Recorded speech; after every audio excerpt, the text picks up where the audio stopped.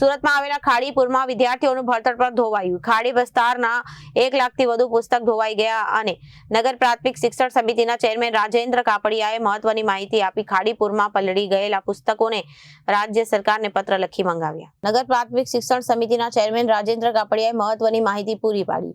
ખાડીપુરમાં પલળી ગયેલા પુસ્તકોને રાજ્ય સરકારને પત્ર લખી મંગાવ્યા. વિદ્યાર્થીઓને 1 લાખથી વધુ પુસ્તકો પલળી ગયા.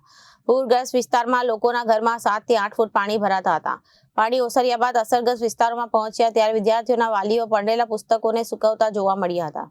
રાજ્ય સરકારે અસરગ્રસ્ત વિદ્યાર્થીઓના પુસ્તકો માટે ડેટા મંગાવ્યા હતા. 1 ઓગસ્ટે નગર પ્રાથમિક શિક્ષણ સમિતિ દ્વારા રાજ્ય સરકારે 1,01,200 જેટલા પુસ્તકો પૂરા પાડવા પત્ર લખ્યો. આવનાર 1 અઠવાડિયામાં અસરગ્રસ્ત વિદ્યાર્થીઓને પુસ્તકો, યુનિફોર્મ, બૂટ, મોજા આપવામાં આવશે. અંદાજે 7 થી 8,000 બાળકો પર ચડી અસર પુસ્તકોથી લઈ યુનિફોર્મ સહિતની કીટ આપવામાં આવશે. તે સુધીની આપવામાં આવશે અને અસરગ્રસ્ત વિસ્તારોમાં તપાસ કરતા યુનિફોર્મ, બૂટ, મોજા અને પુસ્તકો તમામ પલળી ગયા હતા. આ વખતે વરસાદ ખૂબ જ પડવાથી વરસાદી પાણી હોય કે ખાડીપુરના પાણી શાળાઓના ભવનોમાં ઘૂસી ગયા હતા અને વ્યાપક નુકસાન થયું હતું.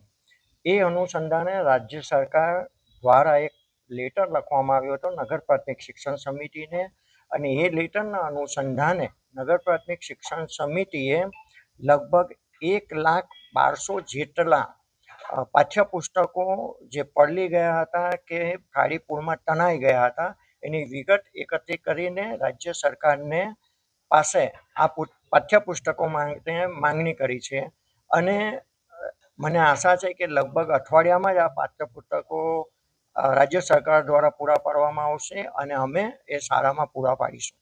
દર વર્ષે આ પ્રકારે ખાડીપુરની સ્થિતિ નિર્માણ થાય છે. આ વખતે તો એક જ મહિનામાં 3 વખત ખાડીપુર આવ્યા.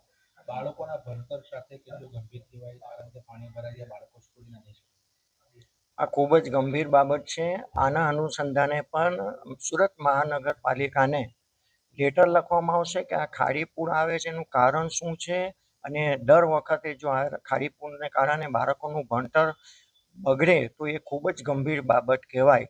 તો એનો અભ્યાસ કરીને ફરીથી આ ખાડીપુર ના આવે એ માટે મહાનગરપાલિકાને લેટર લખીને કાર્યવાહી કરવામાં આવશે. Bureau report, Janadesh news.